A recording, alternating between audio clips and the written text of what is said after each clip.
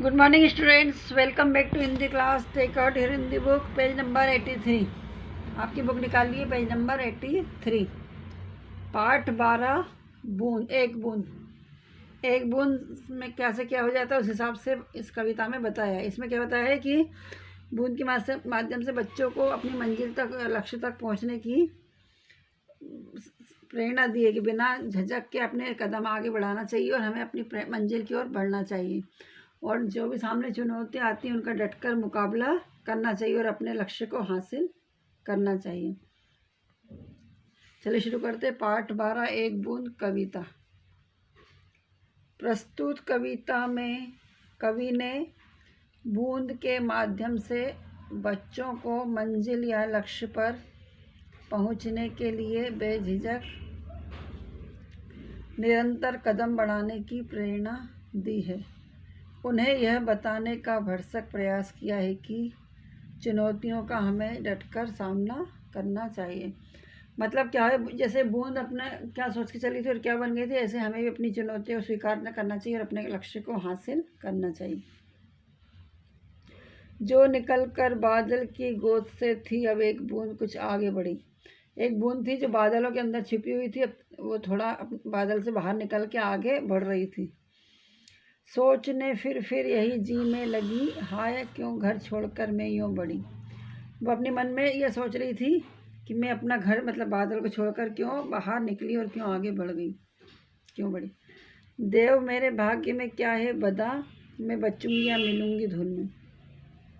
वो ईश्वर से कह रही कि मेरे भाग्य में क्या लिखा है, मैं बचूंगी या धूल के अंदर समा जाऊंगी, या जलूंगी गिर अंगारों पर किसी, या चूं पड़ूंगी कमल के फूल में. या क्या पता मैं अंगारे पर गिरकर जल जाऊंगी या किसी कमल के फूल पर आकर गिर पड़ूंगी.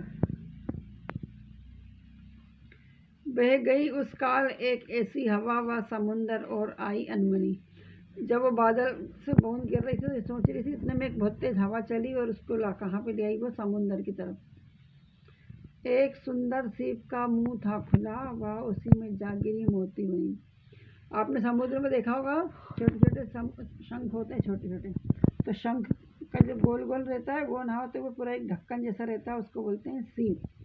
तो ये जो बूंद थी वो एक हवा के आने से समुंदर की ओर आई और एक समुंदर के सीप के ऊपर जाकर बैठ गई. जो जो सब सीप का मुंह खुला था उसमें गिर के वो क्या बन गई, मोती. मतलब जो बूंद थी वो क्या बन गई, मोती. लोग यूं ही झिझकते सोचते जबकि उनको छोड़ना पड़ता है घर, किंतु घर का छोड़ना अक्सर उन्हें बूंद ला कुछ और ही कर देता है कर. कुछ लोग अपना घर छोड़ने में झिझकते हैं क्योंकि उन्हें अपना घर छोड़ से ज़्यादा लगाव रहता है, लेकिन घर को छोड़कर बूंद की लो की तरह हम कुछ और ही कर जाते हैं. जब बूंद बादल से निकल रही थी तो अपने आप में घबरा रही थी कि मैं कहाँ जा रही हूँ, मेरा क्या होगा. लेकिन जैसी बादल से आकर वो समुद्र में गिरी, समुद्र के अंदर एक सीप के अंदर बैठकर वो बूंद क्या बन गई, मोती. तो कभी तो विचार कर रही थी कि क्या पता मैं जल जाऊंगी अंगारों के ऊपर. कभी वो सोचती थी क्या पता मैं धूल में मिल जाऊंगी तो दिखूंगी नहीं. लेकिन बूंद के साथ कुछ और ही था, बूंद समुद्र में गिरकर मोती बन गई. इसी प्रकार हमें भी अपने लक्ष्य को हासिल करना चाहिए और हमें अपने घर की मोह माया को त्यागना चाहिए. चलिए उसके शब्द अर्थ पढ़ते हैं. जी मतलब मन, बड़ी मतलब निकली, बदा मतलब भाग्य में लिखा हुआ, भाग्य में जो लिखा होता है उसको क्या बोलते हैं, बदा. अंगारे मतलब दहकते कोयले. चू पड़ना मतलब टपकना. काल मतलब समुद्र, काल मतलब समय. समंदर मतलब समुद्र. अनमनी मतलब खिन्न बिना इच्छा के. अक्सर मतलब प्राय और लो मतलब की तरह, समान. अब ये श्रुतलेख, बादल, गोद, बूंद, बड़ी, भाग्य, मुंह, बदा, धूल, अंगारे, अनमनी, झिझकते और सुंदर. अब मौखिक प्रश्नों के उत्तर दीजिए। इस कविता में किसका वर्णन किया गया है? तो इस कविता में एक बूंद का वर्णन किया गया है। बूंद घर से निकलकर क्या सोचने लगी? बूंद घर से निकलकर सोचने लगी कि मैंने अपना घर क्यों छोड़ दिया। क्या पता मैं एक आसमान से गिरी हूँ तो धूल में मिल जाऊँ या अंगारों पे जल जाऊँ। समुद्र की ओर उसे कौन ले गया? समुद्र की ओर उसे हवा लेकर गई।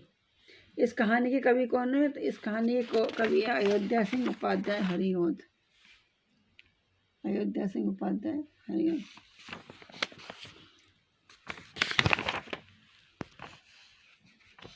तो हमने आज बूंद के बारे में पढ़ा। तो बूंद की तरह हमको भी अपने अंदर हिम्मत रखना चाहिए और अपनी चुनौतियों का डटकर मुकाबला करना चाहिए। सामने आई मुसीबतों से समझाना नहीं चाहिए और बिना अंदाज के कोई अनुमान नहीं लगाना चाहिए। हमें हमेशा अपने अंदर सकारात्मकता ही भरना चाहिए। सकारात्मकता से ये मनुष्य विजयी होता है और अपने लक्ष्य को निर्धारित कर पाता है।